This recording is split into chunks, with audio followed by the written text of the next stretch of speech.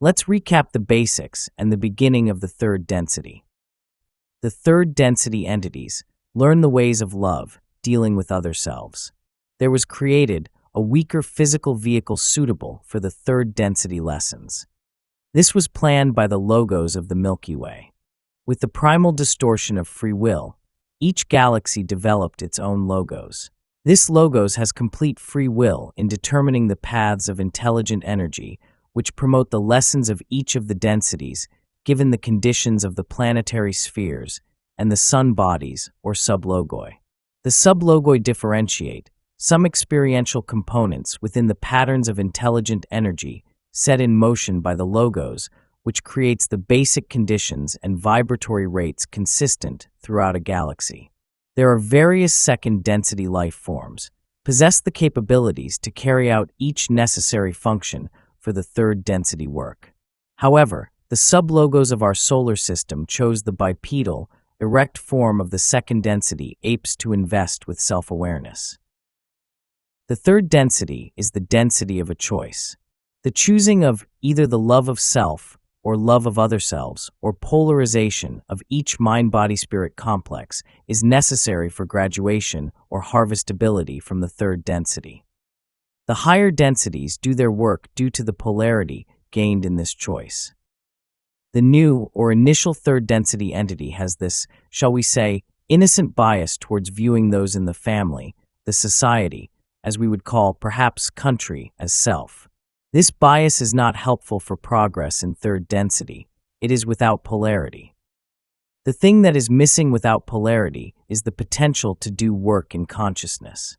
The potential is provided by the individualized entity using the inpourings and instreamings of energy by the choices of free will.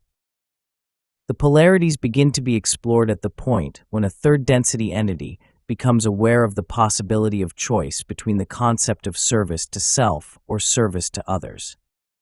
The break of the negative path becomes apparent when the entity perceives other selves as other selves and consciously determines to manipulate other selves for the benefit of the self. This marks the end of what we may call the innocent phase of conscious awareness. The majority of third density beings is far along the chosen path before realization of that path is conscious. Speaking metaphorically, some love the light, some love the darkness.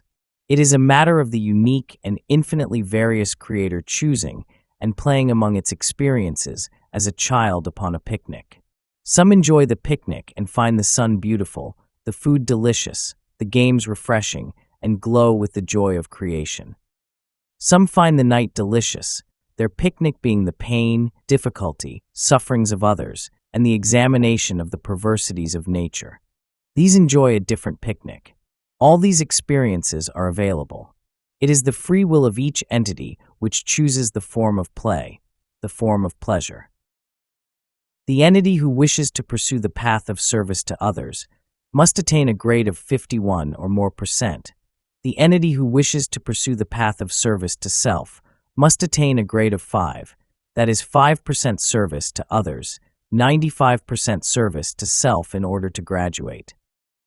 However, the further an entity is polarized, the more easily this entity may change polarity, for the more power and awareness the entity will have. Those truly helpless are those who have not consciously chosen, but who repeat patterns without knowledge of the repetition or the meaning of the pattern. To attain 51% dedication to the welfare of other selves is as difficult as attaining a grade of 5% dedication to other selves. The sinkhole of indifference is between those two. The purpose of polarity is to develop the potential to do work.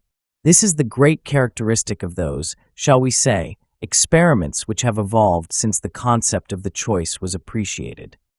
Work is done far more efficiently and with greater purity, intensity, and variety by the voluntary searching of mind-body-spirit complexes for the lessons of third and fourth densities. However, before these experiments, the first beings of mind, body, and spirit were not complex. The experience of mind-body spirits at the beginning of this octave of experience was singular.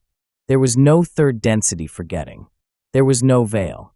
The lessons of third density are predestined by the very nature of the vibratory rates experienced during this particular density and by the nature of the quantum jump to the vibratory experiences of fourth density. Consider, if you will, the tendency of those who are divinely happy to have little urge to alter or better their condition. Such is the result of the mind-body-spirit, which is not complex. There is the possibility of love of other selves and service to other selves, but there is the overwhelming awareness of the Creator in the self. The connection with the Creator is that of the umbilical cord. The security is total. Therefore, no love is terribly important, no pain is terribly frightening. Therefore, no effort is made to serve for love or to benefit from fear. Prior to the great experiment, a mind-body-spirit was capable of controlling the pressure of blood in the vein, the beating of the heart, the intensity of the sensation of pain, and all the functions now understood to be involuntary or unconscious. The function of pain at that time was as the warning of the fire alarm to those not smelling the smoke. There was little enough tendency for experience to polarize entities that entities repeated habitually the third density cycles many times over. It was desired that the potential for polarization be made more available. The logoi always conceived of themselves as offering free will to the sub-logoi in their care. The sub-logoi had freedom to experience and experiment with consciousness, the experiences of the body, and the illumination of the spirit.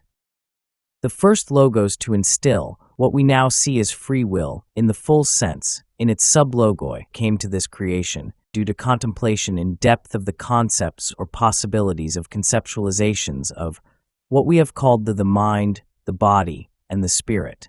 The logos posited the possibility of the mind, the body, and the spirit as being complex. In order for the mind, the body, and the spirit to be what it is not, it then must be granted the free will of the Creator.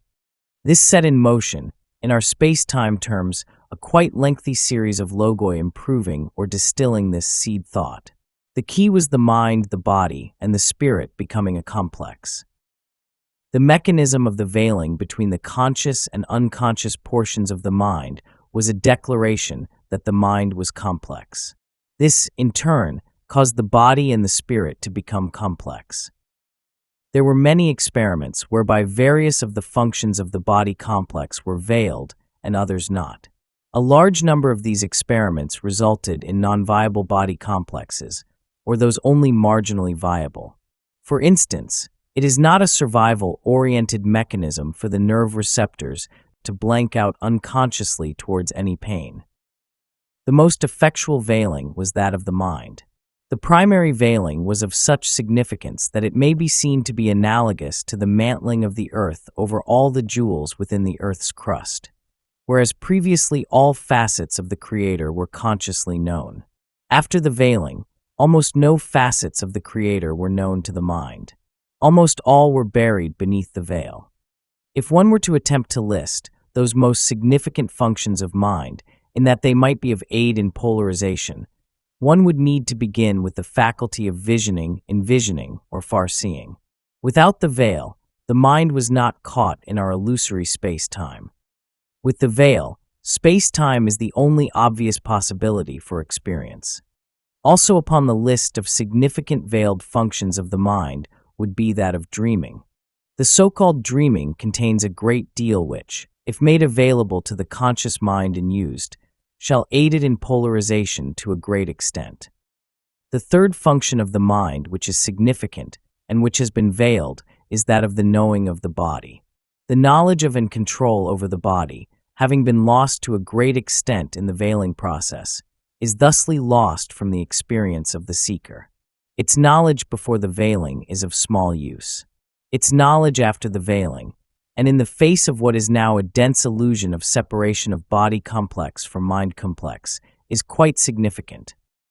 The knowledge of the potentials of the physical vehicle before the veiling offered the mind-body-spirit a free range of choices with regard to activities and manifestations of the body, but offered little in the way of the development of polarity.